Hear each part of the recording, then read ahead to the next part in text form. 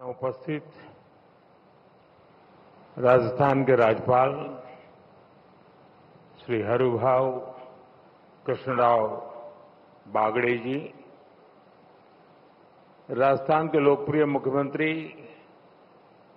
Shri Bhajanlal Sharma, justice Shri Sanjeev Khanna ji,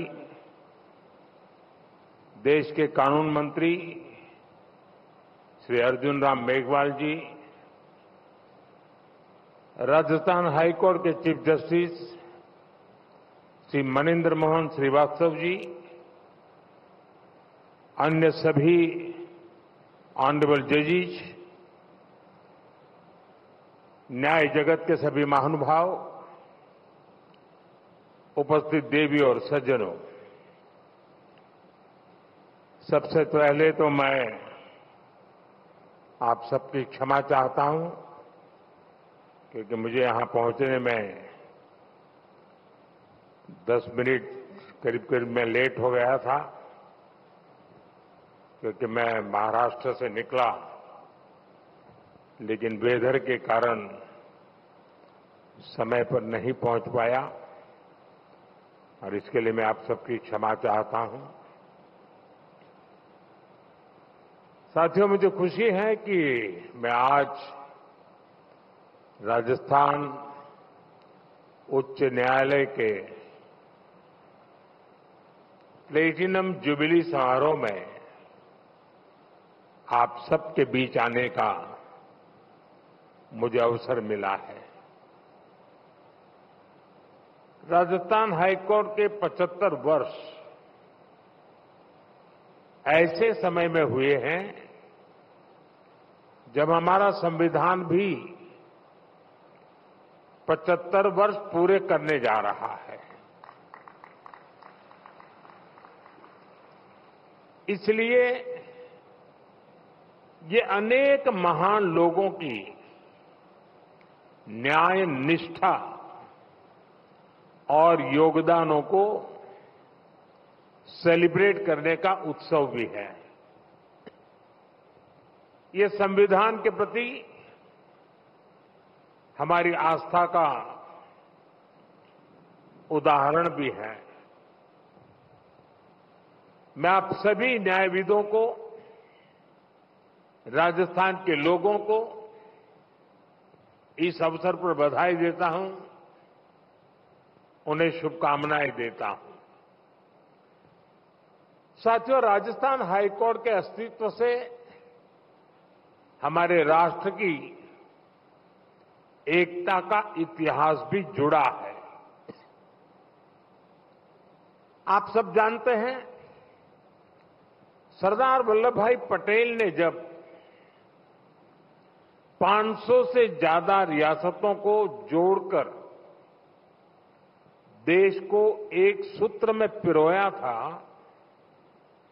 उसमें राजस्थान की भी कई रियासतें थी। जयपुर, उदयपुर और कोटा जैसी कई रियासतों के अपने हाईकोर्ट भी थे।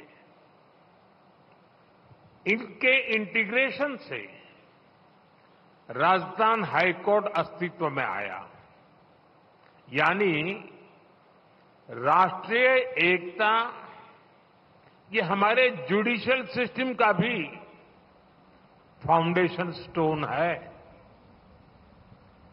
ए फाउंडिंग स्टोन जितना मजबूत होगा, हमारा देश और देश की व्यवस्थाएं भी उतनी ही मजबूत होगी। साथियों, मेरा मानना है न्याय हमेशा सरल और स्पष्ट होता है, लेकिन कई बार प्रक्रियाएं उसे मुश्किल बना देती हैं। ये हम सबकी सामूहिक जिम्मेदारी है कि हम न्याय को ज्यादा से ज्यादा सरल और स्पष्ट बनाएं। और मुझे संतोष है कि देश ने इस दिशा में कई ऐतिहासिक और निर्णायक कदम उठाए हैं। हमने पूरी तरह से अप्रासंगिक हो चुके सैकड़ों कॉलोनियल कानूनों को रद्द किया है। आजादी के इतने दशक बाद गुलामी की मानसिकता से उभरते हुए देश ने इंडियन पिनल कोड की जगह भारतीय न्याय संहिता को एडॉप्ट किया है। दंड की जगह न्याय, ये भारतीय चिंतन का आधार भी है। भारतीय न्याय संहिता इस मानवीय चिंतन को आगे बढ़ाती है। भारतीय न्याय संहिता हमारे लोकतंत्र को कॉलोनियल माइंडसेट से आजाद कराती है। न्याय संहिता की ये मूल भावना ज्यादा से ज्यादा प्रभावी बने, ये दायित्व अब हम सभी के सामने है। साथियों, बीते एक दशक में हमारा देश तेजी से बदला है। कभी हम 10 साल पहले 10वें पायदान से ऊपर उठकर दुनिया की 5th लार्जेस्ट इकोनॉमी बन गए हैं। आज देश के सपने भी बड़े हैं, देशवासियों की आकांक्षाएं भी बड़ी हैं। इसलिए ये जरूरी है कि हम नए भारत के हिसाब से नए इनोवेशन करें और अपनी व्यवस्थाओं को आधुनिक बनाएं। ये जस्टिस फॉर ऑल, इसके लिए भी उतना ही जरूरी है। हम देख रहे हैं क्या टेक्नोलॉजी हमारे जुडिशियल सिस्टम में इतना अहम रोल निभा रही है। आईटी रिवॉल्यूशन से कितना बड़ा बदलाव हो सकता है, हमारा ई कोर्ट्स प्रोजेक्ट इसका सबसे बड़ा उदाहरण है। आज देश में 18,000 से ज्यादा कोर्ट्स कंप्यूटराइज हो चुकी है। मुझे बताया गया है कि नेशनल जुडिशियल डेटा ग्रिड से 26 करोड़ से ज्यादा मुकदमों की जानकारी एक सेंट्रलाइज्ड ऑनलाइन प्लेटफॉर्म पर जुड़ चुकी है। आज पूरे देश की 3,000 से ज्यादा कोर्ट कॉम्प्लेक्सेस और 1,200 से ज्यादा जेलें वीडियो कॉन्फ्रेंस से जुड़ गई हैं। और मुझे खुशी है कि राजस्थान भी इस दिशा में काफी तेज गति से काम कर रहा है। यहां सैकड़ों अदालतें कंप्यूटराइज हो चुकी है। पेपरलेस कोर्ट्स, ई फाइलिंग, समन के लिए इलेक्ट्रॉनिक सर्विस, वर्चुअल हियरिंग की व्यवस्था, ये कोई सामान्य बदलाव नहीं है। हम एक सामान्य नागरिक के दृष्टिकोण से सोचें तो दशकों से हमारे यहां कोर्ट के आगे चक्कर शब्द, कोई बुरा मत मानना, चक्कर शब्द मैंडेटरी हो गया था। कोर्ट का चक्कर, मुकदमे का चक्कर, यानी एक ऐसा चक्कर जिसमें फंस गए तो कब निकलेंगे कुछ पता नहीं। आज दशकों बाद उस सामान्य नागरिक की पीड़ा को खत्म करने, उस चक्कर को खत्म करने के लिए देश ने प्रभावी कदम उठाए हैं। इससे न्याय को लेकर नई उम्मीद जगी है। इस उम्मीद को हमें बनाए रखना है। लगातार अपनी न्यायिक व्यवस्था में रिफॉर्म करते चलना है।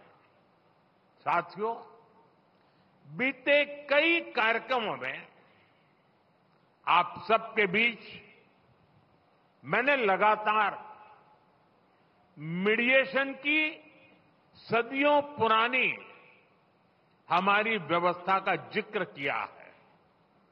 आज देश में कम खर्चीले और त्वरित निर्णयों के लिए ऑल्टरनेटिव डिस्प्यूट मैकेनिज्म बहुत अहम रास्ता बन रहा है। वैकल्पिक डिस्प्यूट मैकेनिज्म की ये व्यवस्था देश में ईज ऑफ लिविंग के साथ ही ईज ऑफ जस्टिस को भी बढ़ावा देगी।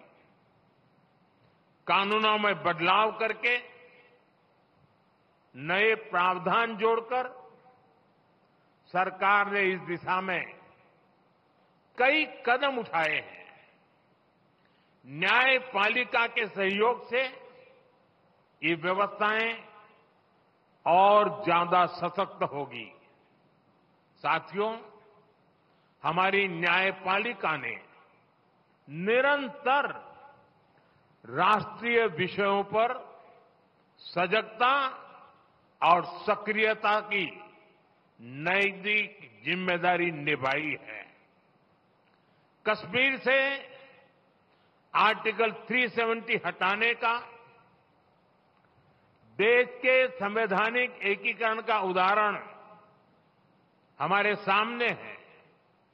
सीए जैसे मानवीय कानून का उदाहरण हमारे सामने है। ऐसे मुद्दों पर राष्ट्रहित में स्वाभाविक न्याय क्या कहता है, ये हमारी अदालतों के निर्णयों से पूरी तरह से स्पष्ट होता रहा है। हाईकोर्ट से लेकर सुप्रीम कोर्ट तक न्यायपालिका ने अनेकों बार ऐसे विषयों पर राष्ट्र प्रथम, नेशन फर्स्ट के संकल्प को सशक्त किया है। जैसे आपको ध्यान होगा, अभी इसी 15 अगस्त को मैंने लाल किले से सेक्युलर सिविल कोड की बात की है। इस मुद्दे पर भले ही कोई सरकार पहली बार इतनी मुखर हुई हो, लेकिन हमारी जुडिशरी दशकों से इसकी वकालत करती आई है।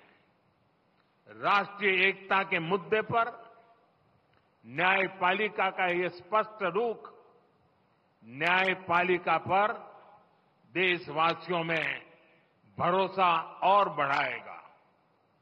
साथियों, 21वीं सदी के भारत को आगे ले जाने में जो शब्द बहुत बड़ी भूमिका निभाने वाला है, वो है integration.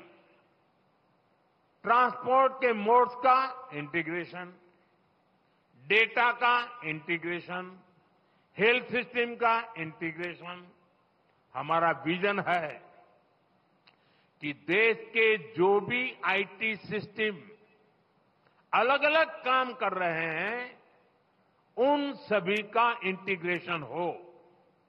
Police, forensics, process service mechanism और सुप्रीम कोर्ट से लेकर जिला अदालतों तक सभी एक साथ जुड़कर काम करें। आज राजस्थान की सभी डिस्ट्रिक्ट कोर्ट्स में इस इंटीग्रेशन प्रोजेक्ट की शुरुआत हुई है।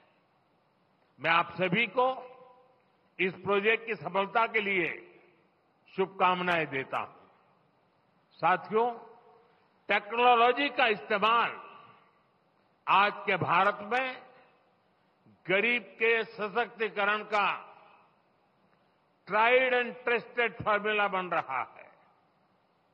पिछले 10 वर्षों में इसे लेकर कई ग्लोबल एजेंसीज और संस्थाओं ने भारत की भरपूर तारीफ की है।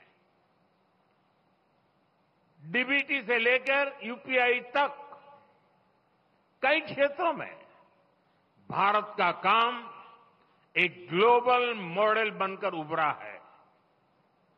अपने उसी अनुभव को हमें जस्टिस सिस्टम में भी इंप्लीमेंट करना है। इस दिशा में टेक्नोलॉजी और अपनी भाषा में लीगल डॉक्यूमेंट्स का एक्सेस, ये गरीब के सशक्तिकरण का सबसे प्रभावी माध्यम बनेगा। सरकार इसके लिए दिशा नाम के इनोवेटिव सॉल्यूशन को भी बढ़ावा दे रही है। हमारे लॉ स्टूडेंट्स और अन्य लीगल एक्सपर्ट्स इस अभियान में हमारी मदद कर सकते हैं।